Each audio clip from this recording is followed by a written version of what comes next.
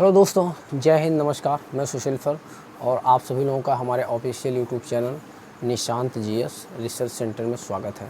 प्यारे बच्चों, हमारा ये जो है केमिस्ट्री का इंटरमीडिएट केमिस्ट्री, ठीक है, ये हमारा फर्स्ट लेक्चर है और यहाँ पर हम लोग सबसे पहले इनऑर्गेनिक केमिस्ट्री को कवर कर रहे हैं।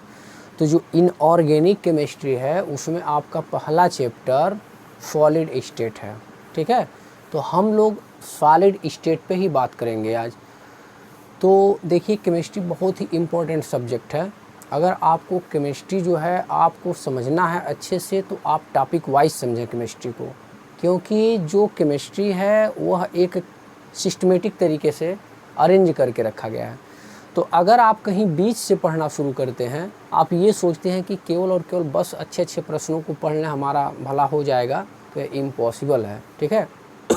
तो आपको अगर केमिस्ट्री को अच्छे से समझना है कि केमिस्ट्री क्या कहती है, तो आपको जो है बहुत अच्छे तरीके से सिस्टमेटिक वे में आपको क्रमबद्ध तरीके से आपको नॉलेज प्राप्त करना होगा और आपको लगे रहना होगा एकदम उसके साथ। ये नहीं कि आप जो है एक दिन पढ़ करके और पढ़ाई आप छोड़ दें, ऐसे आप केमिस्ट्री नहीं सीख सकते हैं, ठीक है।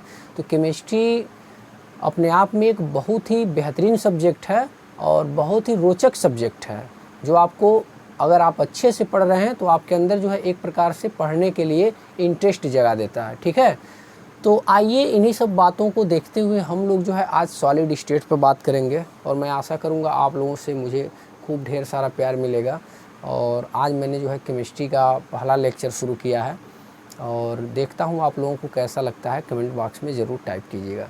तो चलिए हम कुछ इस पर बात करते हैं। देखिए, जो पहला आपका चैप्टर है वो सॉलिड स्टेट है, ठोस अवस्था जिसे हम लोग कहते हैं। ये आप 12वीं की केमिस्ट्री पढ़ रहे हैं, पहला पार्ट है आपका। तो अब थोड़ा सा मैं आपको बता दूं कि ठोस क्या होते हैं। जैसे अगर देखा जाए तो पदार्थ को मुख्य प्रकार से अगर आप लोग जानेंगे तो आप लोगों को शायद प्लाज्मा तक नॉलेज होगा कि पदार्थ जो होता है ठोस, द्रव, गैस और प्लाज्मा, इन्हीं के रूप होते हैं, ठीक है। पदार्थ की कितनी अवस्थाएं होती हैं? ठोस, द्रव, गैस और प्लाज्मा। लेकिन दो और होते हैं, इसे भी आप जान लीजिए। एक होता है Bose-Einstein condensate, that means Bose-Einstein condensate, और दूसरा होता है फर्मियानिक कंडेंसेट, फर्मियानिक कंडेंसेट। तो इस प्रकार से जो पदार्थ की अवस्थाएं हो गई ठोस, द्रव, गैस, प्लाज्मा, बोस-आइंस्टीन कंडेंसेट, ये मिलके पूरा एक है और ये फर्मियानिक कंडेंसेट। 1, 2, 3, 4, 5 और 6 पदार्थ की कुल कितनी अवस्थाएं हो गई हैं? 6 अवस्थाएं हो गई हैं। तो इन्हीं में आता है हमारे पदार्थ में सबसे पहला ठोस। अब पूरा एकदम ड्रामा इसी पे है। पहले चैप्टर में पूरा आपको बस इसी पे आपको लेक्चर सुनने के लिए मिलेगा। तो ये ठोस क्या होता है? ठोस को हम लोग क्या कहते हैं? सॉलिड कहते हैं। कुछ नहीं होता, बस थोड़ा सा आप आराम से बस देख लीजिए। एक बार आप देख लेंगे पूरा का पूरा आपके दिमाग में एकदम प्रिंटेड हो जाएगा। तो ठोस का जो क्लासिफिकेशन है वो 2 पार्ट्स में है। एक को हम लोग कहते हैं क्रिस्टलाइन ठोस, क्रिस्टली ठोस, जिसे हम लोग वास्तविक ठोस के भी नाम से जानते हैं। ये नाम भी आपको याद रखना बहुत ही इम्पोर्टेंट है। और दूसरा क्या होता है? अक्रिस्टलीय ठोस होता है। इसे हम लोग क्या कहते हैं? आभासी ठोस कहते हैं। तो हमारा पहला जो होता है क्रिस्टली ठोस होता है और दूसरा क्या होता है? अक्रिस्टली ठोस कहता है। पहले का जो दूसरा नाम होता है उसे वास्तविक ठोस भी कहते हैं और इसे हम लोग क्या कहते हैं? आभासी ठोस कहते हैं। अब ये भाई, ये क्रिस्टली ठोस क्या होता है, अक्रिस्टली ठोस क्या होता है, थोड़ा सा इसे हम लोग जान लेते हैं, क्योंकि हमारे एग्जाम की दृष्टि से ये महत्वपूर्ण हो जाता है। पूछ देता है क्रिस्टली ठोस क्या है और क्रिस्टली ठोस क्या है, इसमें आप अंतर स्पष्ट कीजिए। तो बहुत नॉर्मल सी बात है, देख लीजिए। जो क्रिस्टली ठोस होते हैं इनका जो है ज्यामिति एक निश्चित होता है। अभी ज्यामिति इसका कैसा होता है मैं आगे आपको बताऊंगा, एकदम पूरा प्रिंटेड कर दूंगा आपके दिमाग में, ठीक है। तो इसकी जो ज्यामिति होती है वो कैसी होती है? निश्चित होती है। और ज्यामिति निश्चित होने के कारण इनमें बलों का जो वितरण होता है वो एक समान होता है और बलों के वितरण एक समान होने की वजह से इनका गलनांक, क्वथनांक क्या होता है? निश्चित होता है। तो दूसरा अंतर क्या मिला हमें कि जो क्रिस्टली ठोस होते हैं उसमें जो बलों का वितरण होता है एक समान होता है और बलों का वितरण एक समान होने की वजह से वह गलेगा तो एक निश्चित टेम्परेचर पर और टूटेगा तो एक निश्चित तापमान पर, इसलिए इसका गलनांक और क्वथनांक क्या होता है, निश्चित होता है। इसमें समविदलन का गुण होता है। ये समविदलन क्या है, इसे भी मैं आपको अच्छे से भी एक्सप्लेन करूँगा। तो बस इतना याद रखिए, समविदलन का गुण दर्शाता है। और ये अगला क्या है, विषमदैशिक प्रकृति। विषमदैशिक प्रकृति ये भी अभी आप समझ जाएंगे। विषमदैशिक प्रकृति क्या होती है, असंपीड्य और यांत्रिक शक्ति होती है। असंपीड्य का मतलब हो गया आप इसे खींच नहीं सकते हैं, जैसे लोहा को आप खींच सकते हैं क्या, असंपीड्य होते हैं और यांत्रिक होते हैं। इनसे जो है बहुत सारा काम लिया जा सकता है दैनिक जीवन में, ठीक है।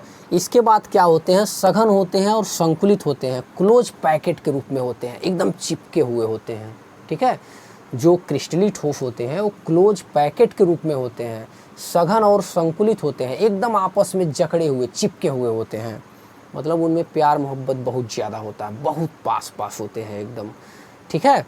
और ये क्या है, इनके जो अवयवी कण हैं वह क्या होते हैं, एक निश्चित क्रम व्यवस्था में होते हैं। अवयवी कण का मतलब क्या हो गया, अवयवी कण मतलब होता है आयन हो सकता है, अणु हो सकता है, परमाणु हो सकता है, ये सब क्या होते हैं, अवयवी कण होते हैं। तो जो उनके अवयवी कण होते हैं वो एक निश्चित सिस्टमेटिक तरीके से अरेंज रहते हैं, अरेंज होकर के एक प्रकार से वो बनेंगे क्रिस्टली ठोस। और ये जो है दीर्घ परासी व्यवस्था होती है। अभी आपको मैं दीर्घ परासी भी समझाऊंगा। और उदाहरण में मैंने क्या दे दिया, NaCl, Fe और कापर और क्या, एल्युमिनियम। अब आपको बस एक ही तो याद करना है, क्रिस्टली ठोस। जो बातें इसी में आपने लिखा उसी का उसका अपोजिट कर दीजिए, बस। और क्रिस्टली ठोस को याद नहीं करना, बस इसी को देख के हम लोग लिख देंगे। जैसे उसमें मैंने बोला ज्यामितीय व्यवस्था इनकी निश्चित होती है, तो अक्रिस्टली ठोस में क्या हम लोग बोलेंगे, ज्यामितीय व्यवस्था अनिश्चित होती है। कोई दिक्कत नहीं है इसमें। ज्यामितीय व्यवस्था निश्चित होने के कारण बलों का वितरण एक समान होता है, और बलों का वितरण एक समान होने के कारण जो इनका गलनांक और क्वथनांक क्या होता है, निश्चित होता है। तो इसमें क्या हो जाएगा, बलों का वितरण असमान होने के कारण इनका जो गलनांक है, क्वथनांक है, क्या होता है, अनिश्चित होता है। ये देखिए समविदलन के गुण को प्रदर्शित करते हैं, तो ये विषम विदलन के गुण को प्रदर्शित करता है। और ये यहाँ पर मैंने क्या लिखा, एक चीज़ और जान लीजिए, ये अशीतित द्रव होते हैं। अशीतित द्रव भी अभी आपको मैं अच्छे से एक्सप्लेन करने वाला हूँ, ठीक है। और इसमें क्या होता है, अवयवी कणों की व्यवस्था एक जैसी नहीं होती है, इधर उधर होते हैं, ठीक है। मतलब इसका कोई सिस्टम नहीं होता है, एक तरीके से इनके कण अरेंज नहीं होते हैं ये जो होते हैं। और ये लघु परासी होते हैं, ये लघु परासी शब्द आया है यहाँ पे, ये भी मैं आपको भी एक्सप्लेन करूँगा अच्छे से। उदाहरण में आप क्या लिख सकते हैं, रबड़ और पिच, रबड़ और पिच। तो ये हो गया हमारा जो है सॉलिड। और सॉलिड में हम लोगों ने अंतर पढ़ लिया, क्रिस्टली ठोस और अक्रिस्टली ठोस। ये तो रही एग्जाम की बात, इतना हम लिख देंगे तो हमारा जो है एग्जाम में नंबर मिल जाएगा। एक चीज़ और जान लीजिए थोड़ा सा, ठोस क्या होता है, जो ठोस होता है उसका शेप जो होता है निश्चित होता है, ठोस का आकार निश्चित होता है और उसका आयतन अनिश्चित होता है। ये कैसे भाई, आकार क्या है, मतलब ठोस का मतलब हो गया, अगर यह कलम आपको ऐसे दिख रहा है तो आप इसे कहीं भी रख दीजिए, यह ऐसा ही रहेगा, इसका आकार एकदम निश्चित ही रहेगा, ठीक है ना, समझ में आ गया होगा बात। आयतन मतलब क्या हुआ, जैसे मान लीजिए हमारा ये ब्लैक बोर्ड है, यह जितना आयतन घेरे हुए है उतना ही आयतन में रहेगा, मतलब जितना एरिया यह घेरा हुआ है, ठीक है, तो जितने आयतन में है यह उतने ही में रहेगा, ठीक है ना। जितनी लंबाई है, चौड़ाई है, ऊंचाई है, कुछ कवर तो किया है, इसका कुछ आयतन है कि नहीं है, बोर्ड का 100% है, ठीक है। तो आयतन हमेशा क्या होता है, ठोस का निश्चित होता है। तो ठोस में आपको दोनों आयतन मैंने बोल दिया निश्चित होता है, आयतन क्या होता है, अनिश्चित होता है। अब इसके बाद देखिए, अब ये द्रव में आ जाइए आप, तो द्रव का आकार जो होता है अनिश्चित होता है, द्रवों का कोई आकार नहीं होता है, ठीक है। और आयतन क्या होता है, इसका निश्चित होता है। आयतन का मतलब हो गया स्थान घेरने से। द्रव आप जिस पात्र में रखेंगे, अगर 1 लीटर का है तो 1 ही लीटर रहेगा, चाहे मटके में रख दीजिए, चाहे बाल्टी में रख दीजिए, चाहे गिलास में रख दीजिए, वह जो है उसका आयतन निश्चित है, उतना ही आकार मतलब उतना ही वह जो है क्षेत्र घेरेगा, ठीक है ना, उतना ही स्थान। तो यहाँ पर मैंने लिख दिया आयतन का मतलब किससे है, आपका स्थान घेरने से है, ठीक है। अब यहाँ पर देखिए गैस में क्या होता है, इसका ना कोई आकार होता है और आयतन भी नहीं होता, दोनों अनिश्चित होता है यहाँ, ठीक है। तो ये सब चीज़ें आपको याद कर लेना है। अब इसके बाद इसमें जो कुछ शब्द आए हैं उन शब्दों को मैं एक्सप्लेन कर देता हूँ।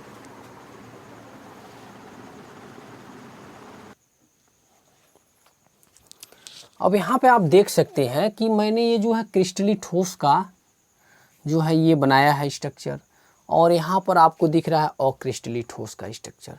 इसमें आप देख रहे हैं ज्यामिति इसकी निश्चित है, इस टाइप के कण एक सिस्टमेटिक तरीके से हैं, नहीं दिख रहा, ये देखिए इसकी ज्यामिति एकदम एक प्रकार से है।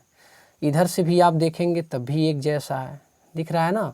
तो जो क्रिस्टली ठोस होते हैं एक निश्चित कणों के व्यवस्था के आधार पर होते हैं। इसमें देखिए एक निश्चित प्रकार से इनके जो कण हैं अरेंज हैं, आप ये देख सकते हैं जो कटा हुआ है इसका भी अरेंज जो है एक निश्चित, लेकिन यहाँ देखिए यहाँ पर जो है इधर उधर टेढ़े मेढ़े ऐसे जैसे पड़े हुए हैं, तो ये क्रिस्टली ठोस होते हैं। अब दूसरा इसमें सबसे रीज़न ये है कि मैंने ये बताया कि ये जो क्रिस्टली ठोस होते हैं ये एक गुण प्रदर्शित करते हैं, दैशिकता।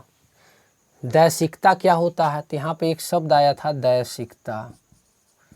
दैशिकता का मतलब ये होता है दिशा बदलने पर इनके गुणधर्म बदल जाएंगे, दिशा बदलने पर इनके गुणधर्म बदल जाएंगे। जैसे अभी मान लीजिए मैं इस दिशा की बात करूं तो देखिए इनके गुणधर्म बदल गए, पहले कटा हुआ आया, फिर जो है ये गोले जैसा मिला, फिर कटा हुआ, गुणधर्म बदल गया।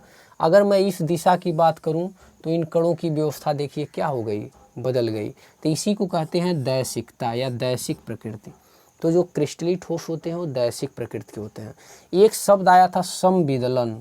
समविदलन, समविदलन का मतलब ये होता है जो क्रिस्टली ठोस होते हैं इन्हें जब काटा जाता है तो एकदम चिकने सपाट उनके तल प्रतीत होते हैं। जैसे आप जो है पनीर को काटते हैं तो पनीर आपको कैसा दिखता है, एकदम सपाट और चिकना हुआ। आप जब किसी लोहे को काटते हैं तो लोहा का जो तल होता है कटा हुआ एकदम सपाट और चिकना हुआ होता है। तो इसी को हम कहते हैं समविदलन गुण। और ये दैशिकता, दैशिकता मतलब दिशा बदलने से है, दैशिकता में ही दिशा शब्द छिपा हुआ है। तो दिशा जब भी बदलेगा, इस दिशा में देखिए मालिक्यूल जो हैं जो भी कण हैं उनके गुण बदल गए, इस दिशा में अलग हो गए, इस दिशा में अलग, तो मतलब जो है दिशा बदलने से इनके गुण क्या हो जाते हैं, बदल जाते हैं। समविदलन आपको क्लियर हो गया। इन्हें काटने पर एकदम जो है सपाट मिलते हैं। और ये विषम विदलन क्या है, मतलब खुरदुरे टाइप का। रबड़ को जब आप काटेंगे तो एकदम सपाट चिकना नहीं मिलेगा, आपको खुरदुरा टाइप का मिलेगा। तो ये है इससे मतलब, ये जो होते हैं असंपिड्ड होते हैं, इसे खींचा नहीं जा सकता है। ये संपिड्ड मतलब क्या होते हैं, असंपिड्ड होते हैं, और ये क्या होते हैं, संपिड्ड होते हैं। इसे आप खींच सकते हैं, रबड़ को खींच सकते हैं, ठीक है। ये जो होते हैं सघन और संकुलित होते हैं, मतलब ये एकदम चिपके हुए होते हैं, और ये थोड़ा थोड़ा दूर दूर इनके कण होते हैं। तो बस यही इसमें अंतर होता है। तो लाइट का थोड़ा सा प्रॉब्लम है, आप लोग मैनेज कीजिएगा। तो आई होप आपको लेक्चर अच्छा लगा होगा। ये लेक्चर आपको कैसा लगा है कमेंट बॉक्स में ज़रूर बताइए, हमें आगे रखना चाहिए कि नहीं रखना चाहिए। तो आप लोग अपना सपोर्ट बनाए रखिए और इस वीडियो को ज़्यादा से ज़्यादा शेयर कीजिए। मेरा फर्स्ट वीडियो है और आप लोग इसे लाइक कीजिए और चैनल को ज़रूर सब्सक्राइब कीजिए। जय हिंद साथियों, नमस्कार।